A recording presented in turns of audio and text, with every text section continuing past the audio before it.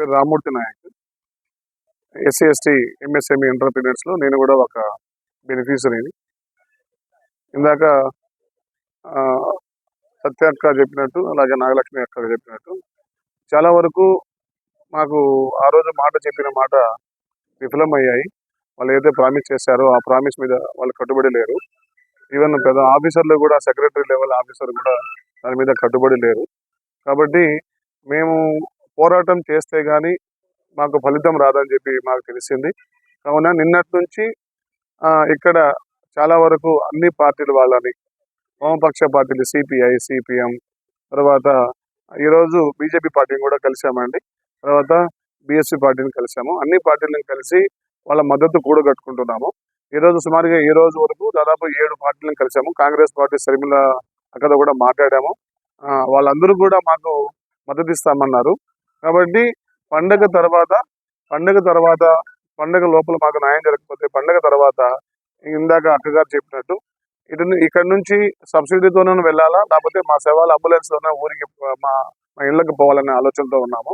ఎందుకంటే చాలా కష్టాల్లో ఉన్నాం. చాలా దిగజారి చాలా దిగజారిపోయింది. మేము వాళ్ళ కాళ్ళు పట్టుకుంటామన్నా కూడా మమ్మల్ని మా మీద వాళ్ళ కట్టసి లేదండి.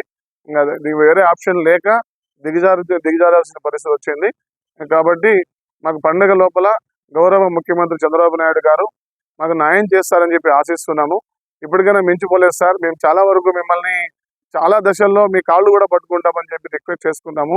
కానీ ఎటువంటి ఫలితాలు లేదు. దయచేసి ఇక మీదటన ఎస్సీ ఎస్టీల పట్ల, ఈ రాష్ట్రంలో ఉన్న ఎస్సీ ఎస్టీ ఎంఎస్ఎంఈ ఎంటర్‌ప్రెన్యూర్స్ పట్ల మీరు దయ చూపకపోతే మేము చాలా ఘోరంగా నష్టపోతున్నాము. ఫ్యూచర్లో ఏ SC ST, genuine SC ST కూడా ఇక్కడ పరిశ్రమలు పెట్టడానికి రాకుండా పోయే పరిస్థితి ఉంది. కాబట్టి భవిష్యత్తులో ఈ భారతదేశంలో కానీ, ఆంధ్రప్రదేశ్లో కానీ డెవలప్మెంట్లో మా భాగస్వామ్యం కావాలంటే ఇప్పుడు ఇమీడియట్గా మాకు రావాల్సిన అమౌంట్ 600 కోట్లు ఉందండి. ఇప్పటి వరకు 600 కోట్లు ఎస్సీ ఎస్టీలకు రిలీజ్ చేసినట్లయితే మేము హ్యాపీగా జీవితాంతం మా ఇళ్లలో మీ ఫోటో పెట్టుకొని మేము పూజించుకుంటాం సార్. అంబేద్కర్తో పాటు అంబేద్కర్ పక్కనే మీ ఫోటో కూడా పెట్టుకొని మేము పూజించుకుంటాం సార్. దయచేసి మా రిక్వెస్ట్ని మీరు తీసుకుంటారని చెప్పి ఆశిస్తున్నాను. ధన్యవాదాలు సార్.